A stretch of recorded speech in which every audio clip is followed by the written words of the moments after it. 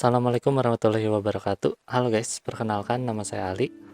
Kali ini saya berkesempatan untuk mengunboxing Tamiya TT01 Honda NSX tahun 2003. Nah, jadi ini adalah kit ya teman-teman.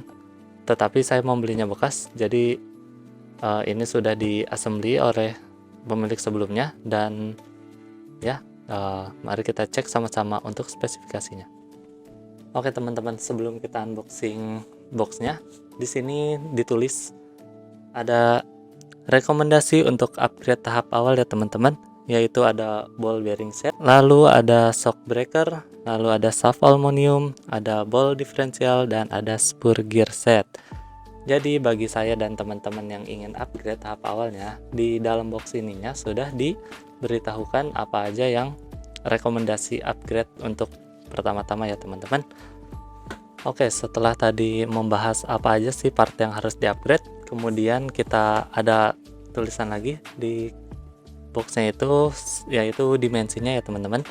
Jadi dimensinya itu memiliki panjang 420 mm atau 42 cm, lebarnya 189 mm atau 18,9 cm, dan memiliki tinggi 130 mm atau 13 cm. Jadi lumayan besar ya teman-teman untuk ukuran 1:10 ya. Setelah membahas dimensi dari mobil ini, kemudian di sini tertulis apa aja sih yang harus disiapkan gitu biar mobilnya tuh siap jalan. Yang pertama itu ada transmitter atau remote control, kemudian ada ESC, lalu ada steering servo, dan terakhir ya kita harus mempersiapkan baterai yang sudah ditunjukkan pada gambar di sini ya teman-teman. Oke, tanpa lama-lama lagi, mari kita unboxing Tamiyanya. Nah, ini dia teman-teman, Tamiyanya. Oh, di sini dikasih ini juga ya teman-teman sama pemilik sebelumnya, dikasih transmitternya juga. Kita simpan dulu. Ada ini mobil rek, antena. Ini dia teman-teman mobilnya.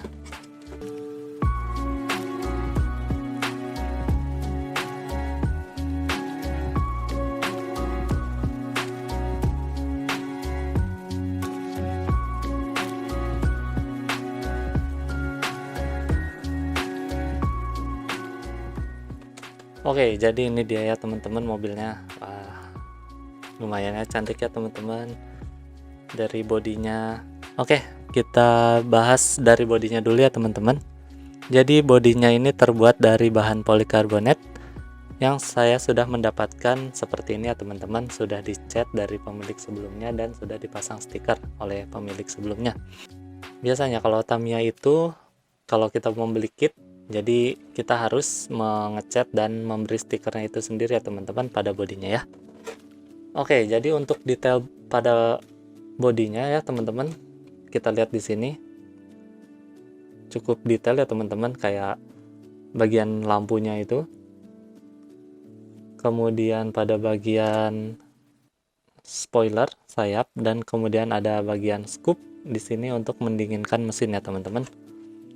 Oke, tapi di sini untuk lampu belakangnya full stiker ya teman-teman dengan knalpot stiker.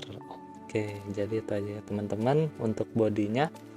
Kemudian ada sayap yang dikunci menggunakan klip ya teman-teman, tidak menggunakan baut, jadi masih bisa goyang-goyang dikit.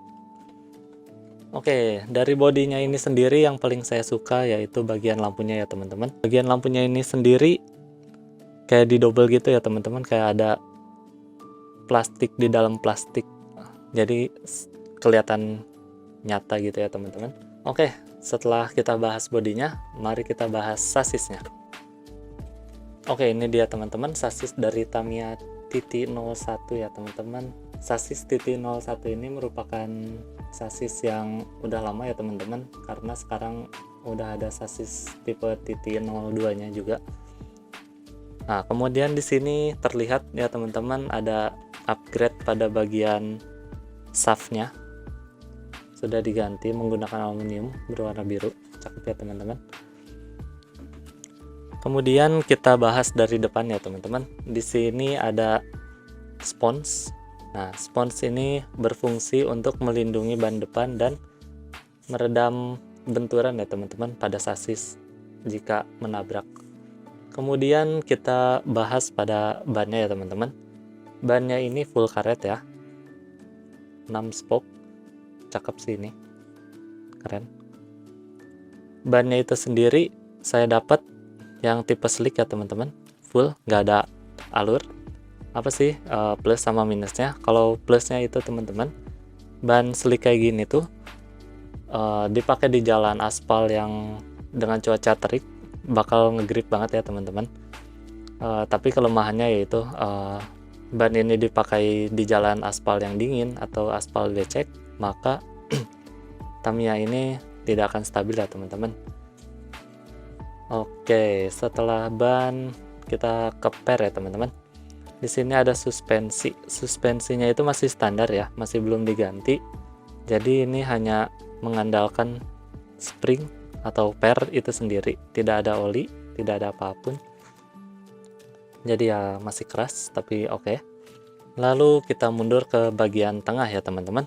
Di sini terlihat yang sudah di-upgrade yaitu shaft yang warna biru ini ya teman-teman. Shaftnya udah di-upgrade menggunakan aluminium. Kemudian di sini ada motor Tamiya Dynatec ya teman-teman. Dinamo ini juga sebenarnya jadul ya teman-teman. Di sini terlihat sudah karat. Tetapi entah kenapa motor ini cukup mahal ya teman-teman, harga bekasnya. Mungkin teman-teman ada yang tahu, boleh komen di bawah apa spesialnya sih dari motor ini. Kemudian di sini motornya disambung oleh kabel ke ESC ya teman-teman. Cuma di sini ESC-nya tertutup ya, jadi kita tidak bisa melihat tipe apa ini ESC-nya. Dan di sini ada receiver ya teman-teman dari remote.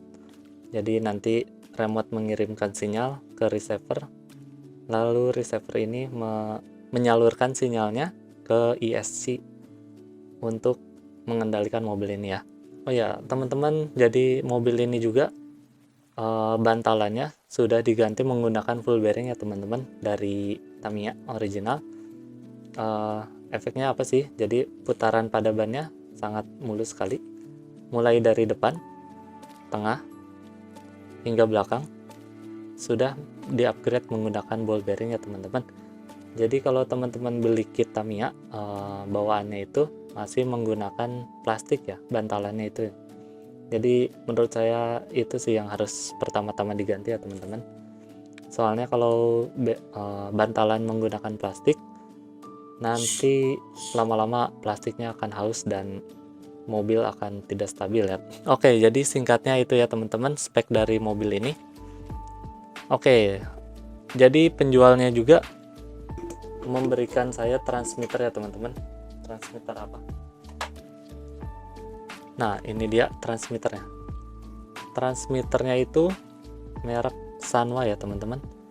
Di sini tipenya MSANC. Mungkin itu tipenya ya teman-teman. Terus di sini ada tulisan Advanced Technology, mungkin pada zamannya ya. Lalu di sini ada antena, kita pasang. Antenanya panjang ya teman-teman.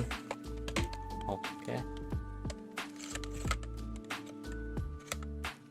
Lalu kemudian di sini ada dial ya teman-teman. Di sini kemungkinan dial untuk baterai ya teman-teman, status baterai lemah atau enggaknya. Tapi mungkin teman-teman ada yang lebih tahu, mungkin ini sinyal transmitter ke mobilnya atau baterainya ya teman-teman. Boleh komen di bawah. Ya oke, jadi segitu dulu video unboxingnya ya teman-teman. Habis ini kita akan coba tes mobilnya di luar. Penasaran kan teman-teman gimana larinya mobil ini, lincahnya kayak gimana? Nanti kebetulan saya juga ada GPS untuk mengukur kecepatan mobil ini ya teman-teman. Jadi kita tak bisa tahu kecepatan maksimal mobil ini berapa sih dengan motor Dynatec itu. Oke teman-teman, mari kita keluar. udah di tempat yang pas buat tes mobilnya ya. Cuma kebetulan cuacanya kurang mendukung ya teman-teman. Di sini tuh sebenarnya hujan, jalanannya juga becek, kemungkinan untuk pengetesan mobilnya kurang maksimal ya teman-teman. Tapi kita coba aja. Kita di sini sudah pasang GPS ya teman-teman, buat tahu nanti top speed mobil ini berapa. Oke, kita gas.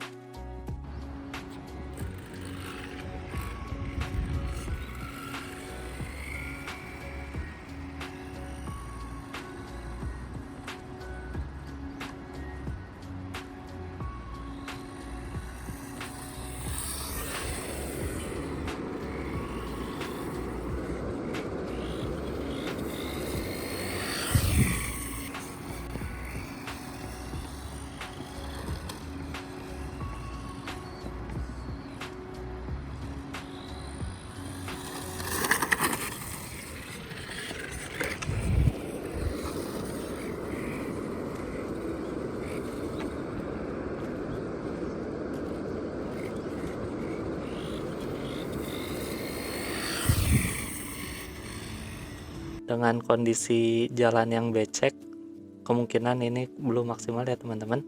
Mobil ini dapat mencapai top speed di 46 km per jam ya teman-teman. Oke teman-teman, jadi mungkin segitu aja dulu video dari saya. Saya ucapkan terima kasih kepada teman-teman yang udah nonton dari awal sampai akhir. Juga saya mohon maaf bila ada informasi yang kurang ya teman-teman. Kebetulan saya juga baru bermain RC ya teman-teman. Jika teman-teman suka sama video ini, jangan lupa klik tombol like-nya ya teman-teman. Juga bantu support channel ini dengan cara mensubscribe channel ini ya teman-teman. Oke, mungkin kedepannya ini bakal saya pajang ya teman-teman mobilnya. Kemudian untuk next kontennya saya akan membahas RC yang lainnya lagi ya teman-teman. Sekali lagi saya ucapkan terima kasih kepada teman-teman. Sampai ketemu di konten selanjutnya. See you.